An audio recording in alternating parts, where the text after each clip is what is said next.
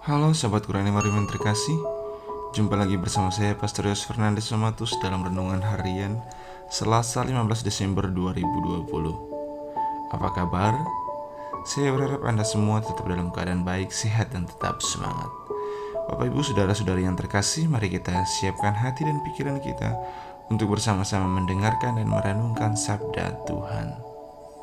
Mari kita tandai diri kita dengan tanda kemenangan Kristus. Dalam nama Bapa dan Putra dan Roh Kudus. Amin. Bacaan pertama pada hari ini diambil dari Nubuat Zefanya bab 3 ayat 1-2, dilanjutkan ayat 9-13. Beginilah firman Tuhan. Celakalah si pemberontak dan si cemar, kota yang penuh penindasan. Ia tidak mau mendengarkan teguran siapapun dan tidak mempedulikan kecaman. Ia tidak percaya kepada Tuhan dan tidak menghadap Allahnya.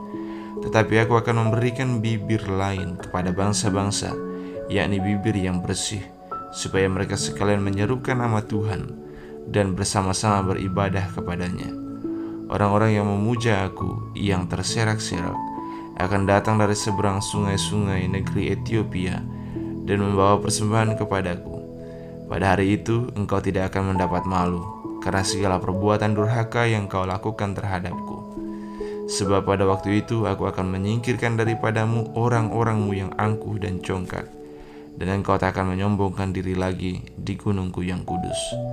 Di tengah-tengahmu akan kubiarkan hidup suatu umat yang rendah hati dan lemah, yang akan mencari perlindungan pada nama Tuhan.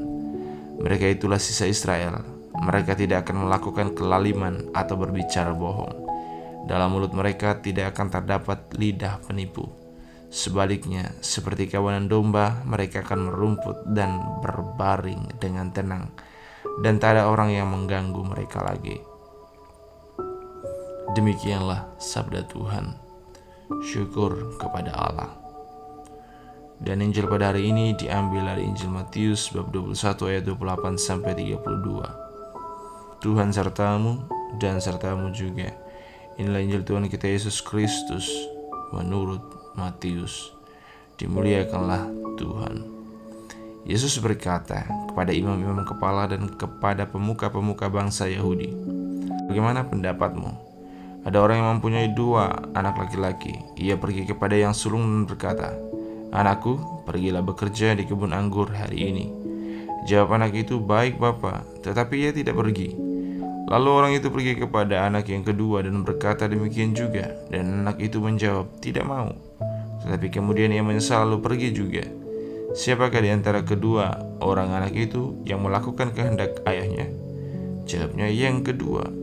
Maka berkatalah Yesus kepada mereka, "Aku berkata kepadamu, sesungguhnya pemungut-pemungut cukai dan pelacur-pelacur akan mendahului kalian masuk ke dalam kerajaan Allah.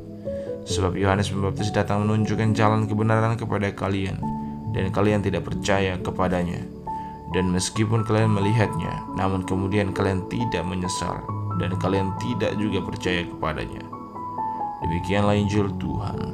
Terpujilah Kristus. Saudara-saudari yang terkasih, sahabat Qurani Marum yang saya cintai, ketika seseorang ingin terlihat baik di depan orang yang diseganinya atau siapapun, maka ia akan selalu mengiyakan apa yang diminta atau diperintahkan oleh orang tersebut. Perkara apakah ia akan melakukan atau tidak, itu masalah berikut yang tidak pernah mau dipikirkannya. Intinya, iya aja dulu, biar orang yang disegani atau orang yang disenanginya itu merasa senang. Prinsipnya ABS, asal Bapak senang, asal Bos senang. Itulah yang kita lihat dalam kisah Injil hari ini, di mana ada 2 orang anak yang diminta oleh ayahnya untuk pergi ke ladang. Yang satu bilang iya tapi tidak mau pergi, sementara yang lain mengatakan tidak tetapi pada akhirnya pergi juga. Dan dari Injil hari ini kita mendengar dan tahu bahwa pada akhirnya yang dibenarkan adalah orang yang mau melakukan, bukan orang yang mengatakan ya. Omong tentang kebaikan dan kebenaran tidak pernah membuat seseorang menjadi baik dan benar. Yang membuat seseorang benar adalah ketika ia mau melakukan apa yang baik dan benar sebagaimana yang diomongkannya. Tidak jarang bahwa kita ini hanya bisa omong tetapi nihil perbuatan. Dan parahnya adalah ketika kita tidak bisa atau tidak mau berbuat baik, tetapi sibuk mengomentari hal baik yang orang perbuat dengan kata-kata kita yang negatif, kata-kata yang kasar, kata-kata yang tidak enak didengar. Saudara-saudari yang terkasih, kiranya masa Advent sungguh-sungguh menjadi masa untuk belajar menyelaraskan apa yang kita katakan dan kita perbuat. Dan minimal kalau kita tidak bisa melakukan hal baik, kiranya kita tidak mengomentari atau menjelek-jelekan orang yang sedang berusaha untuk menjadi baik. Semoga kita hidup sebagai orang yang dibenarkan di hadapan Tuhan dan sesama. Mari arahkan pikiran kita kepada hal-hal baik. Jaga mulut kita agar tidak gampang untuk melukai hati orang lain dengan kata-kata yang tidak senonoh, kata-kata yang kasar, kata-kata yang negatif. Kendalikan diri kita dari keinginan untuk melakukan segala hal yang tidak baik, yang tidak berkenan, yang melawan perintah Tuhan. Shalom, Tuhan Yesus memberkati.